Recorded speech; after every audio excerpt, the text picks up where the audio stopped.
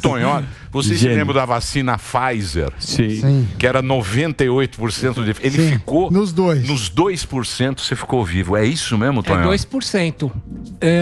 Eu fiquei internado 4 meses e meio depois de um infarte que eu tive dentro do banco. Eu fiquei inconsciente por volta de 1 mês e meio. E a minha cunhada Fernanda Parodi, que está aqui comigo, advogada de escritório Manuel Alceu, e o meu editor Paulo Tadeu, da editora Matrix, que está aqui também, me contaram hoje, quando foram me buscar, que a sala em que eu estava, eu fiquei ligado na máquina que o Paulo Gustavo ficou ligado, a ECMO. Certo. Que ela substitui o coração e o pulmão. Que doideira. E eles me contaram hoje que na sala tinha 20 pessoas. Era uma sala parecida com a NASA, segundo a descrição da Fernanda. E aí, o mais engraçado, e eu sempre fui muito atacado pelo PT por causa dos meus livros. Sim. Principalmente depois que eu ajudei a fazer a biografia do Lobão e depois que eu fiz o livro, a biografia do Romeu Tuma Júnior. Sim, que você lançou aqui. Em que... Os dois. Em que ele fez acusações que não tivemos processo, 540 páginas, vendeu 250 mil cópias. Caramba. E acabou com o PT, inclusive chamando Lula de informante da ditadura.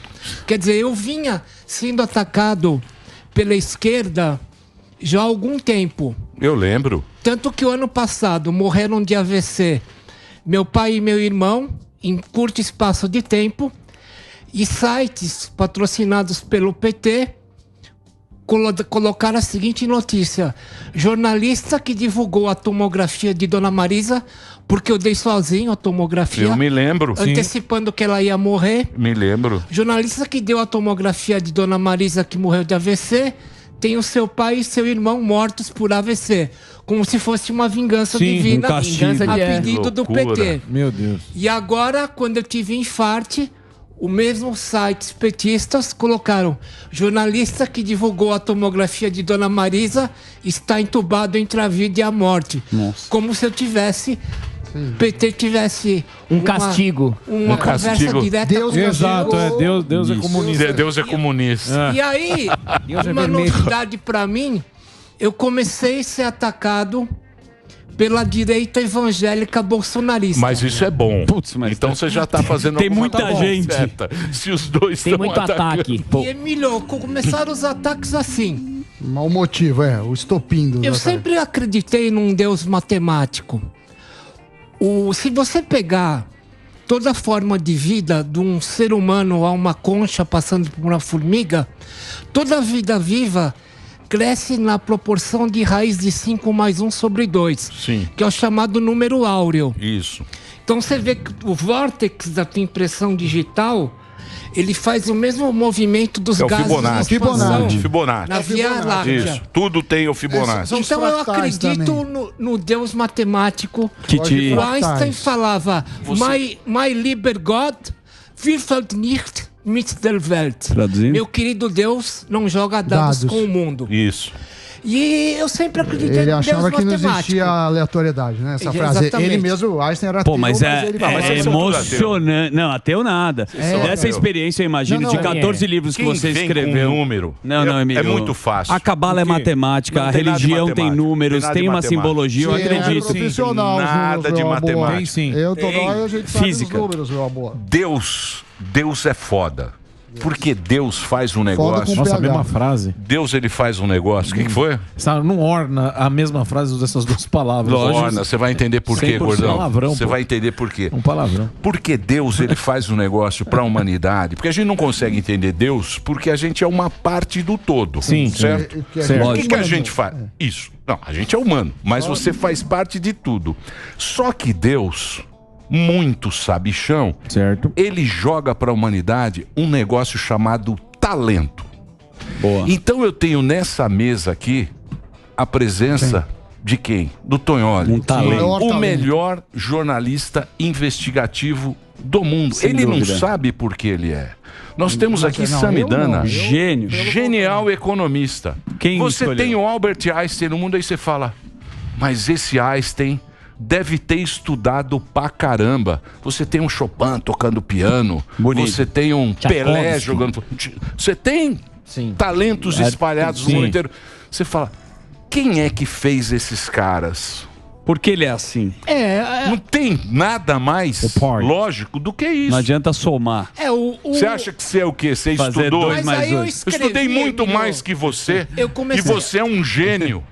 Eu Dá um comecei baile a na gente. estudar. É. Eu comecei a tuitar que eu não acreditava mais em Deus, porque quando eu fiquei em coma, Deus não apareceu Tá bom. e eu vi tudo preto, sem nenhuma experiência extrasensorial ou qualquer coisa. Foi tudo escuro. E depois que eu coloquei no Twitter várias vezes que eu deixei de acreditar em Deus, inclusive no Deus matemático, no qual eu sempre postulei meu credo, aí os evangélicos vieram pra cima. Aí eu falei, agora eu posso dizer que eu tô equilibrado. Sou fulminado pelo PT.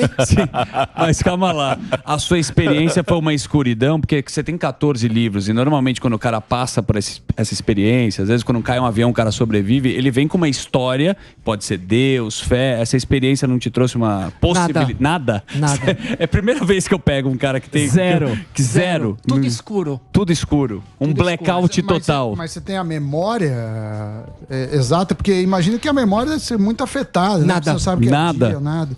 Nada. Eu aconselho você a mas aí inventar são os alguma 2%. história. Aí Inventa uma Se você agora. chegar assim, Inventa sem- uma, pô. Inventar uma É história. que nem você carregar O celular. Você carrega o celular. Não é celular. Carregar o programa. Faltou 2% pra você ver as coisas lá. Pra é o você que ver os a- evangélicos falaram. Deus residiu nos 2%. É claro. É claro. A falta é muito difícil você provar a existência, mais fácil provar a ausência, mas é quase impossível você provar que Deus exista, né? Por isso É, uma o que questão- o que o Einstein, que acreditava em Deus, falava é que se você pergunta o que é Deus, a resposta vai ser ideológica. Sim. Que é o que toda igreja faz. Deus é isto aqui. Agora você tem que perguntar, segundo Einstein, como é Deus? Aí entra a ciência para explicar como funciona o mecanismo divino. E nisso você tem cientistas como o Paul Davies, que foi o chefe do projeto Genoma Humano, que acredita piamente em Deus.